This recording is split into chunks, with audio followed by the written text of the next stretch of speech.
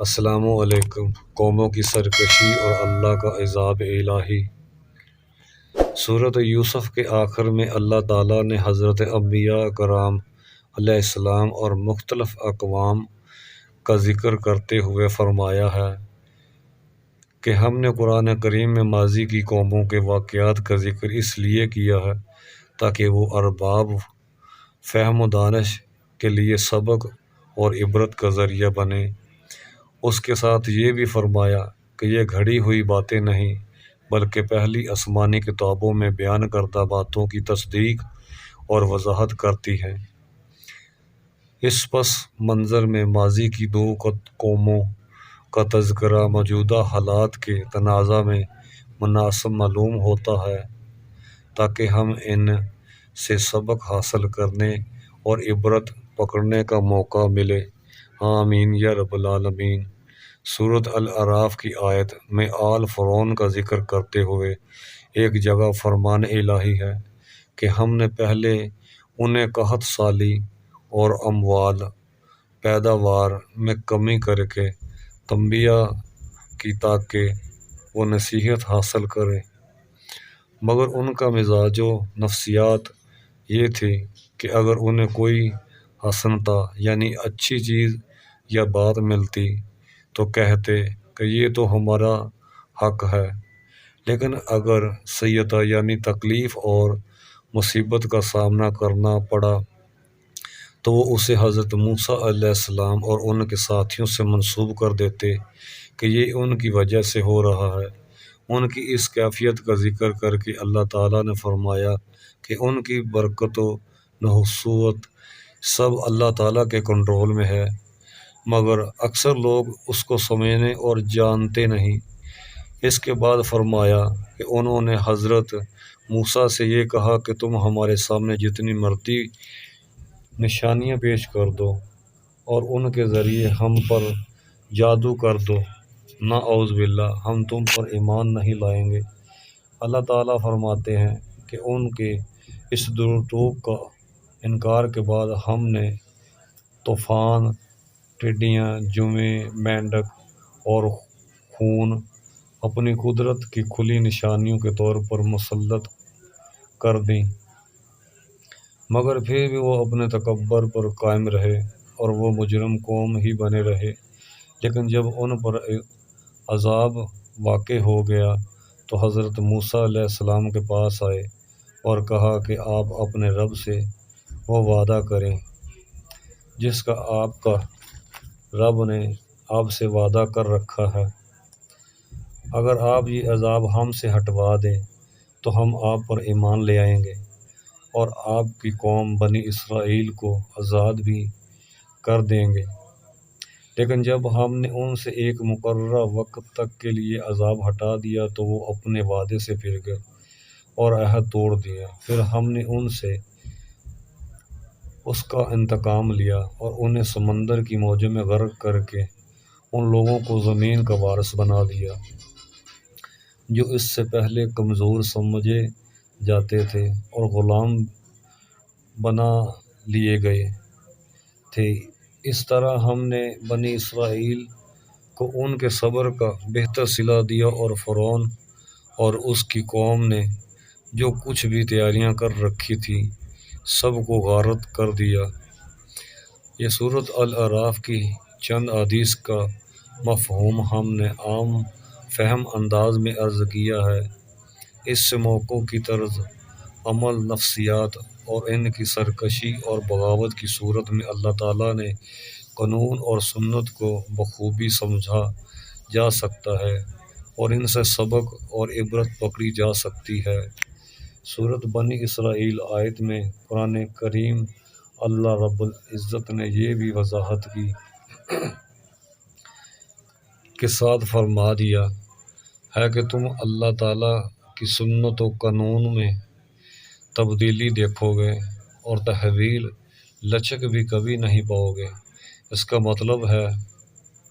کہ قیامت تک اللہ تعالیٰ کا ضابطہ یہی ہے کہ قوموں کی سرکشی، بغاوت، ظلم اور ناانصافیوں پر پہلے تنبیہ کرتے ہیں، مگر جب اس تنبیہ اور سرزش سے ان کا رویہ تبدیل نہیں ہوتا پھر اس سے زیادہ سخت عذاب سے دو چار کر دیتے ہیں جو دائمی ہوتا ہے، اور پھر توبہ اور واپسی کے سب دروازے بند ہو جاتے ہیں۔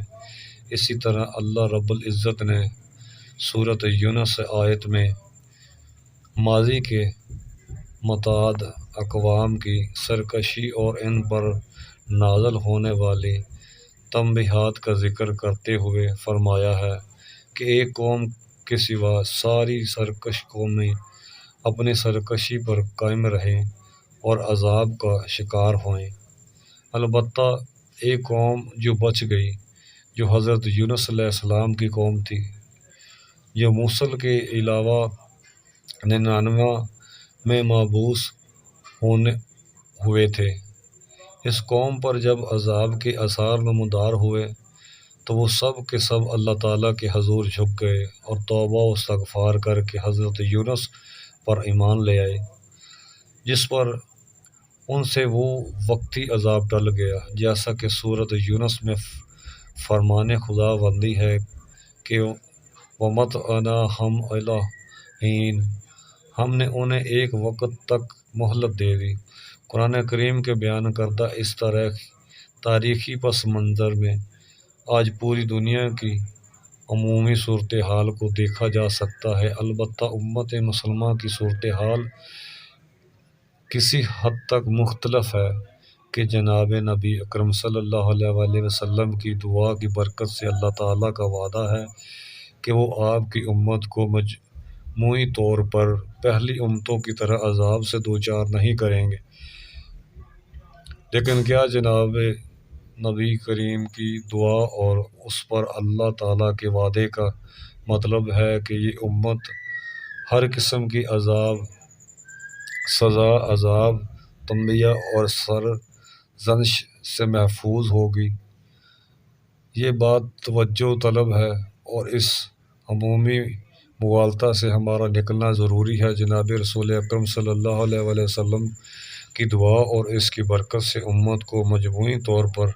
عذاب سے محفوظ رکھنے کا اللہ تعالیٰ کی طرف سے وعدہ حدیث مبارک میں مذکور ہے، جبکہ مختلف احادیث مبارکہ میں اس امت پر آنے والی مصیبتوں، آزمائشوں اور تنبیہات کا ذکر بھی موجود ہے، جن میں سے صرف ایک کا تذکرہ موجودہ صورتحال کا اندازہ کرنے کے لیے شاید کافی۔ مشکوٰۃ المصابیح میں ترمذی شریف کے حوالے سے حضرت ابو ہریرہ کی یہ روایت منقول ہے کہ جناب نبی اکرم کا ارشاد گرامی ہے کہ جب غنیمت کے مال کو ہاتھوں ہاتھ لوٹا جائے گا، امانت کے مال کو غنیمت سمجھ لیا جائے گا، زکوٰۃ کو تاوان اور بوجھ سمجھا جانے لگے گا، دین کے مقصد سے ہٹ کر تعلیم حاصل کی جائے گی، ایک شخص بیوی کی اطاعت اور ماں کی نافرمانی کرے گا، دوست اور قریب اور باپ کو دور کر دے گا، مسجدوں میں شور و غل بلند ہونے لگے گا، قبلہ کا سردار اس کا فاسق شخص ہوگا، قوم کا لیڈر سب سے ذلیل آدمی ہوگا، کسی شخص کی عزت اس کے شر سے بچنے کے لیے کی جائے گی، ناچنے والی عورتیں اور گانے بجانے کے آلات عام ہو جائیں گے، شرابیں پی جائیں گی، امت کے بعد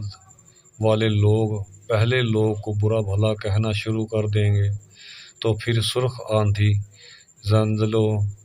زمین سے دھسائے جانے، شکلیں بدل جانے اور پتھروں کے برسنے کے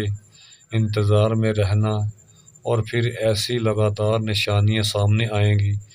جسے کسی ہار کی ڈوری ٹوٹ جائے اور اس کے موتی مسلسل گرنے لگ جائیں۔ اللہ تعالیٰ ہمیں ان تنبیہات اور ماضی کے واقعات سے سبق حاصل کرنے اور حضرت یونس علیہ السلام کی قوم کی طرح اجتماعی توبہ و استغفار کرنے کی توفیق عطا فرمائے، آمین یا رب العالمین۔ دوستو، اگر میری ویڈیو آپ کو پسند آئی ہو تو مہربانی کر کے میرا چینل ضرور سبسکرائب کیجیے گا۔ خدا حافظ، جزاک اللہ۔